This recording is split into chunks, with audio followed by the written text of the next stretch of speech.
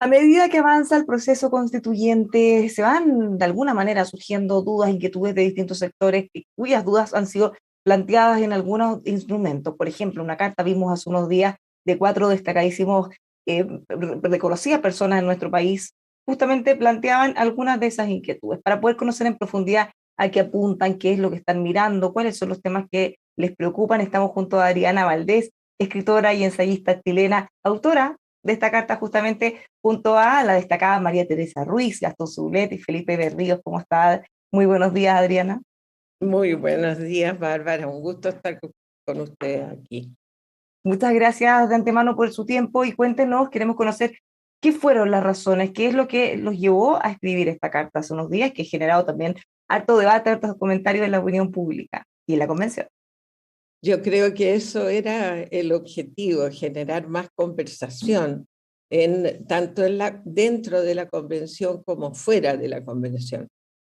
Pasa que tanto María Teresa Ruiz como yo estamos veraneando cerca, digamos, y yo escribí estaba preparando esta columna que salió el viernes pasado, anterior, en el Mercurio, que terminaba con una frase que para mí era terrible, decía: tengo la esperanza bastante hipotecada. Y eso, cuando yo he sido tan entusiasta de la convención, tan votante del apruebo, entonces yo decía, yo seré la única que se siente así. Y lo puse muy francamente en la columna solo por mi nombre. Pero cuando me di cuenta que había otras personas que compartían esa misma inquietud, me di cuenta que no era solo yo, me sentí mucho mejor. Y cuando pudimos concordar un texto entre cuatro personas que son muy distintas, que no somos entre nosotros, pues no nos tratamos habitualmente, etcétera, etcétera, a mí me pareció que íbamos por buen camino. Y después me he dado cuenta que también se necesitaba en algún momento abrir la conversación que puede darse y que se da muy intensamente en la convención hacia la opinión pública, porque va a haber un plebiscito de salida, porque todos queremos que este plebiscito nos dé una constitución de la que podamos estar verdaderamente orgullosos. Y entonces creo que es un aporte en este momento de la discusión de poner ese tema sobre la mesa. Y esta carta tenía como característica que era muy respetuosa de la labor de la convención, muy respetuosa. Nosotros tenemos clarísimo que a nosotros no nos eligió nadie, ¿verdad? Y en cambio a los convencionales sí. Entonces yo por eso en alguna parte decía, es humilde esto, porque queremos nosotros simplemente decir, estamos preocupados por si les sirve, para que ojalá pudieran tomarse el tiempo que necesitan y ojalá algunas cosas no estuvieran sujetas a la pura aritmética, sino que también a otra forma más profunda de pensamiento. Bueno, una de las cosas, de hecho, se ha destacado mucho de esta carta es no solo el respeto, como usted dice, en la forma y en el fondo, sino que también son fervientes partidarios del proceso, son gente que de buena Así fe es. quieren que esto vaya bien. Entonces, le quería preguntar a propósito de eso, ¿siente que de repente hay una coraza o una especie como de rechazo o una intención con o sin querer de meter en un mismo saco a algunos que quizá, a juicio de los convencionales, quisieran boicotear el proceso, que esto salga mal, con quienes realmente quieren lo contrario y que buscando a través de críticas constructivas se puedan mejorar tanto en temas de forma como de fondo? Yo pienso que lo interesante es la calidad de las opiniones y no exactamente de dónde vengan, porque el asunto es que ya estamos todos, como en este país, nos conocemos, todo el mundo y ya tiene una cierta etiqueta. Yo creo que lo que hay que pensar es en la calidad de las opiniones. Si la calidad de las opiniones merece ser considerada, debería ser considerada, viniera de donde viniera. Entonces, eso me parece que diferencia. Yo creo que Agustín Esquella tenía había una carta de él en el Mercurio en que expresaba una inquietud. Decía que no se subieran al carro los que siempre habían estado por el rechazo, sino que se subieran a ese carro los que habían estado por el apruebo, los que El están carro, perdón, por de el los amarillos apruebo. por Chile. Claro, claro, los que están por el apruebo, él decía, pasen por Sedazo los amarillos por Chile, en resumen, también, ¿no es cierto? Pero la idea es que podamos, podamos en este momento de la discusión llamar a una cosa más de una reflexión de nivel más generoso que el de la pura ganancia de una mayoría, por alta que sea, en la convención. Bueno, Yo, ese justamente es otro debate el que se ha generado porque los dos tercios es un quórum extremadamente alto, entonces todos deberíamos de alguna manera considerar que eso da garantías de transversalidad, pero lo que ha ido ocurriendo, ya lo hemos visto en el Pleno, es que logran los dos tercios con sectores básicamente de las distintas izquierdas y la derecha en prácticamente su totalidad, han quedado fuera lo que ellos han amargamente quejado en todo este último tiempo, que, como usted dice, independiente de sus ideas son buenas o no, si quieren aportar o no, prácticamente no lo consideran en nada. El escenario que tienen dentro de la convención, la composición, no refleja necesariamente lo que ocurre afuera. La derecha tiene un porcentaje más relevante, fuera también. Entonces, claro, si uno se queda solo los dos tercios, en estricto rigor, tienen todo el derecho y podrían aprobar lo que ellos quisieran, pero ¿qué pasa con esa mirada que es justamente la que ustedes piden en su carta, implorando la mayor transversalidad, unidad, para que esto no sea aprobado raspando, sino que también los pueda representar a todos lo más posible? eso, había no sé si está en la carta, creo que sí, hay una frase que dice que ojalá el plebiscito de salida sea una fiesta nacional. Es decir, que yo me acuerdo cuando votamos por el apruebo, la cantidad el porcentaje altísimo de apruebo, la felicidad de la gente votando. Yo quisiera eso para el próximo plebiscito. No una victoria amarga, no una victoria de gallitos, sino que una victoria más generosa, más dialogante y con menos, como diría yo, palabras que se van introduciendo como así, y ya que se aprobó esta, se aprueba esta otra, y ya finalmente creo que no soy la única, yo soy bastante ilustrada en relación con la población en general, no soy la única que no entiende todas esas palabras, que entiende algunas, que busca las otras, que estudia, pero yo pienso que deberíamos estar en una cosa como muy simple, franca, un marco, y dejarle a las leyes los tecnicismos para que lo pudiéramos aprobar con la mayor gozo nacional posible. Yo quiero que mis hijos y mis nietos estén orgullosos de su constitución, de la constitución de su país. ¿Cómo ha sido la recepción, las reacciones que hemos visto? Porque, bueno, el movimiento, como usted mencionaba, Amarillos por Chile, ha generado muchas críticas bien fuertes desde la misma convención. Personas Mm. que tradicionalmente eran bien reconocidas, respetadas, pasaron a ser prácticamente lo peor para algunos, dependiendo si estaban a favor o en contra, como si esto fuera una opción binaria y no necesariamente hubiera puntos de entremedio. ¿Cómo fue la recepción para usted? Mira, para nosotros, yo no sé si la gente a mí me tiene miedo, pero a mí me han llegado puras cosas buenas. No sé por qué pueden tener miedo, pero tanto en Twitter, que yo soy tuitera, tengo pues muy, muy asidua, y siento que el Twitter tiene una función que cumplir en la vida política chilena, y la vida intelectual más que la que me interesa a mí, porque yo la verdad política nunca he sido. O sea, soy una persona, a mí me interesa recomendar libros, música, conversar con gente que sabe eso, pero ha derivado también en que a nosotros todos nos interesa la política, que es un interés común. Entonces, yo pienso que ahí, en ese grupo de gente, la recepción ha sido bastante buena. Y hay mucha, y ¿sabes qué es lo que me estimula mucho?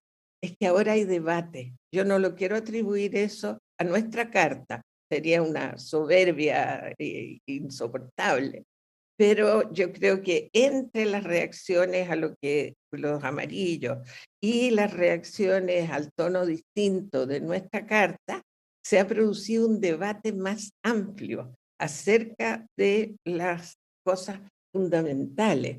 Por ejemplo, a mí me pareció que ayer lo que pasó con las propuestas de la Comisión de Conocimiento fue muy interesante, porque se había hablado de esos temas en redes, y del prohibir el negacionismo, por ejemplo, y yo oía a la convencional Patricia Politzer, que siempre fue mi candidata, y cualquier controversia que digan que hay es bien accidental para la lealtad que nos hemos tenido siempre. Esto por el Ella intercambio de tweets, no le gustó mucho a ella la carta, dice que no necesitan estos llamados en el no fondo. necesitan, yo comprendo porque yo he trabajado en conferencias mucho y sé que uno tiene que trabajar arduamente por los acuerdos y no siempre tiene tiempo de explicárselos a la ciudadanía. Pero sé también que en espacios cerrados de discusión se arman pequeños climas en los que uno tiene que ponerse de acuerdo con la gente que está ahí. Y la voz que nosotros traíamos es la de la gente que no está ahí. Es decir, la gente que está mirando qué es lo que está viendo, qué es lo que está echando de menos. Y yo creo que eso es una cosa que va a ser fructífera a la larga, a pesar de los dimes y diretes, porque el asunto de los dimes y diretes está en un plano, pero yo creo que hay un plano mucho más alto en el que estamos totalmente de acuerdo y que Bueno, tiene que ver. justamente ese mismo tema que usted menciona también ha sido debatido en algunos momentos. ¿Cuál es la incidencia real que podemos tener todos nosotros desde fuera? Porque entendemos que ellos son, como decía usted al principio, ellos son los elegidos, ellos tienen la misión, pero todos queremos participar. Entonces, de alguna manera se generaron estas iniciativas populares, la gente votó con muchas ganas, iniciativas muy, muy votadas, que al llegar a la sala a discutirse a la comisión, bueno, algunas en pocos minutos fueron descartadas, generó una frustración en parte de la comunidad. Por Exacto. otro lado, cuando los expertos han tratado de intervenir, no siendo críticas a la convención, sino más bien cosas concretas, artículos, cosas que pueden ser complejas, también en algunos casos han sido dejados de lado, pero o incluso participando en la misma instancia, usted misma, como otros académicos han intentado, han postulado y no les han dado la posibilidad de ir a exponer a las sesiones. Entonces, ¿cómo se busca ese equilibrio, manteniendo, por supuesto, la autonomía, pero haciéndonos partícipes de alguna manera? Para contribuir, para mejorar, para aportar. Mira, yo estaba en la famosa columna que hay entre la columna y la carta hay una diferencia que es que en la columna yo usé incluso la frase tirar la esponja porque no veía por dónde, porque veía como impermeable este procedimiento tan rápido, tan sujeto a tiempos, y en el que nosotros no teníamos voz de ninguna especie como ciudadanos solamente la habíamos tenido al votar a los convencionales, pero no ahora. Entonces, en el cambio, yo creo que con la carta a mí se me renovó un poco la esperanza, no se me recauchó la esperanza, no quiero, no quiero tirar la esponja ahora, y creo que esto que se ha producido, que yo he podido conversar por Twitter y personalmente con gente que antes me rehuía los temas, que yo he podido informarme y que he podido decir, puedo entender esto, no puedo entender esto otro, no puedo, las prohibiciones de hablar con las personas, creo que no están bien de ninguna manera. Creo que es parte de la obligación de un convencional hablar con todos los convencionales. Todos han sido elegidos igual que ellos. Y ves como la familia, uno no la elige, pero la vive. Entonces, no es cuestión de que uno diga que tiene parientes con lo que no se entiende. Eso se lamenta muchísimo siempre. Uno tiene que entenderse. Y creo yo que en la convención es así. Hay que entenderse. Y para eso se necesita mucha generosidad de ambos lados. Yo creo que en un momento esa generosidad existió y que después un poco por los incisos, las minucias, como decían, que el diablo está en los detalles, ¿no? El diablo en los detalles nos ha ido separando mucho. Y yo creo que deberíamos tener una visión menos detallista y más vinculada hacia el futuro del país y hacia una constitución que sea realmente representativa, que alegre a todos. Mirando en Alegre. perspectiva y viendo también la evolución de lo que ha ido ocurriendo en el Pleno, ¿cree que finalmente fue un acierto los 2 tercios? Porque si uno ve las primeras votaciones, bueno, ahora uno ve las comisiones que se dan cuenta que no todo alcanza los 2 tercios, entonces es necesario ya empezar a generar acuerdos más amplios y es necesario también, porque si no alcanzan los 2 tercios ahí, tampoco es que esté garantizado que la gente, nosotros vamos a aprobar en el fondo cualquier cosa que presenten. Entonces, se ha ido generando poco a poco esta necesidad de ir ampliando los acuerdos, de ir tratando de mejorar las normas para que, por un lado, pase la barrera de los 2 tercios y después también sean aprobadas en el plebiscito de salida? Sí. Yo tengo la impresión de que esta conversación pública ha influido en que esos 2 tercios sean más informados y más difíciles incluso para lo que presentan las comisiones. Porque lo que se me ha estado dando vueltas por la mente, yo apruebo, pero no apruebo cualquier cosa. Y no apruebo un texto que no conozco. Creo que eso no es digno de un ciudadano. Creo que un ciudadano debe conocer lo que firma y debe entender lo que firma. Y si tiene que estudiar para entender lo que estudiemos, pero hay que ser consciente. Y pienso yo que no bastaría con una victoria que yo he llamado aritmética. Pienso que necesitamos una victoria política que no tiene que ver solo con vencer en número, sino con convencer al más amplio, la mayor parte de las personas de buena voluntad, como dice. No, porque claro, hay gente recalcitrante en ambos lados, gente que tiene dolores profundos, gente que no, yo entiendo, son experiencias distintas, pero resulta que el país entero tiene que tener una visión un poquitito menos dependiente de la experiencia personal de cada uno y más de trazar el camino hacia una experiencia colectiva que sea mejor. ¿En qué sentido mejor? Más igualitaria, porque este país realmente es una vergüenza en términos de distribución del ingreso. Es una vergüenza en el trato, es una vergüenza en muchas otras cosas y es un gran orgullo en otras. Por ejemplo, el sistema de salud que me acaba de salvar la vida a mí con mi cuarta dosis de vacuna es un motivo de orgullo para este país. Tenemos muchas cosas que son muy buenas y tenemos muchas cosas que son muy malas, especialmente en la desigualdad de derechos y de trato. Bueno, Entonces, finalmente, pensando en los desafíos, ya no solo en llegar a los 2 tercios en el Pleno y que eventualmente después aprueben la Constitución en el plebiscito de salida, falta quizá, o sería bueno empezar a tener la altura de mira de pensar que ese no debe ser el fin, sino que el fin debe ser que, como dice usted, sea una fiesta que nos permita que esta Constitución la tengamos por décadas y que no el próximo Congreso ya la quieran empezar a cambiar y que finalmente terminemos en una escalada de reformas y no demos con este casa de todos, como dicen.